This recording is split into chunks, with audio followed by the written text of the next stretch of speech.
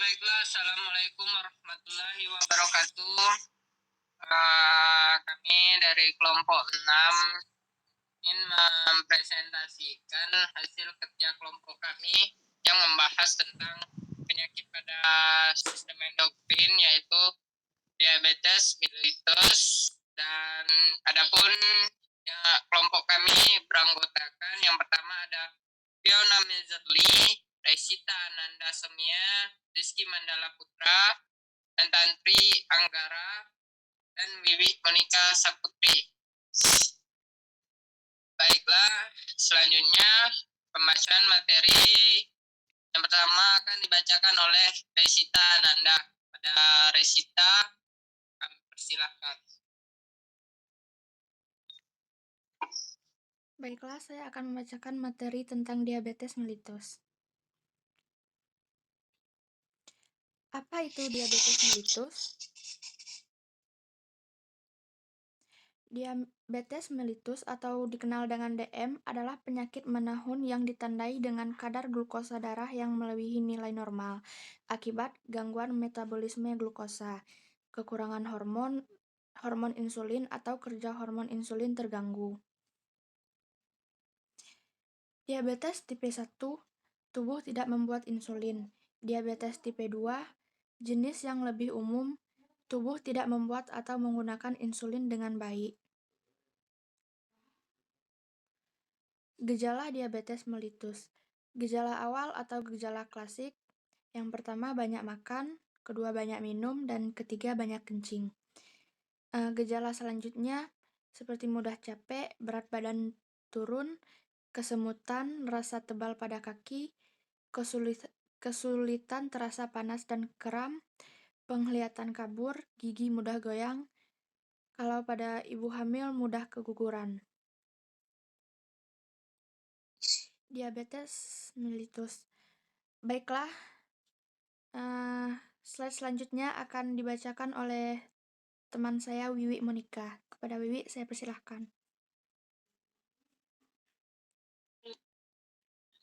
Baiklah, saya akan melanjutkan membaca materi. Gejala tidak khas yaitu kesemutan, gatal di daerah genital, keputihan, infeksi sulit sembuh, penglihatan kabur, cepat lelah, mudah mengantuk, sering timbul bisul. Gejala atau keluhan DM.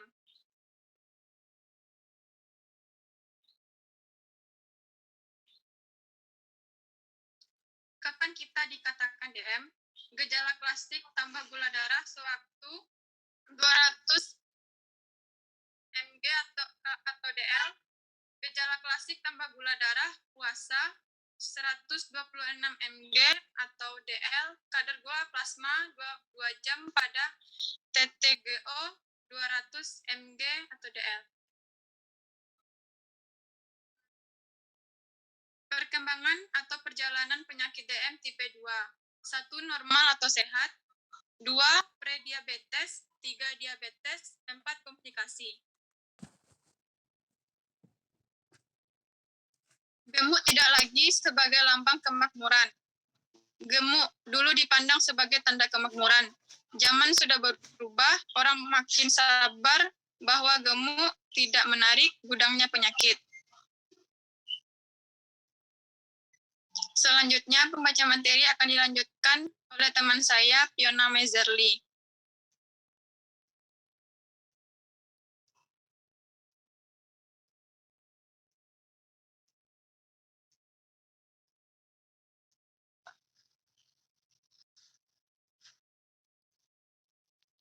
Baiklah, saya akan melanjutkan yang dibacakan materi oleh Wiwi. Siapa saja bisa terkena DM. Faktor risiko diabetes, obesitas, kurang aktivitas, kolesterol tinggi, hipertensi, merokok. Komplikasi DM. Kerusakan ginjal, infeksi gangren kaki, infoten, penyakit jantung, stroke, buta, gigi goyang atau tanggal hipoglikemia, kadar gula darah terlalu rendah. Pengolahan pada diabetes mellitus. Tujuan pengolahan diabetes mellitus menjaga dan mempertahankan kadar gula darah baik mungkin.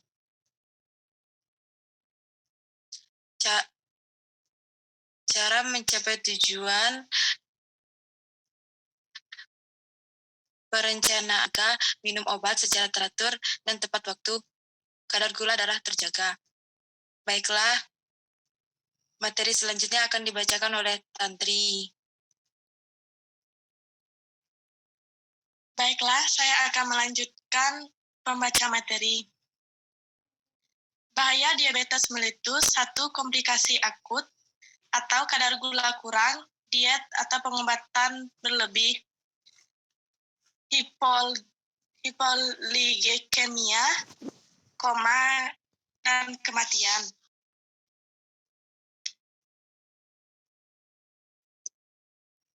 Bahaya diabetes mellitus: komplikasi kronik atau kadar gula terlalu tinggi, yaitu kerusakan ginjal, penyakit jantung, buta, gigi goyang, impoten, infeksi, gangre kaki, dan stroke.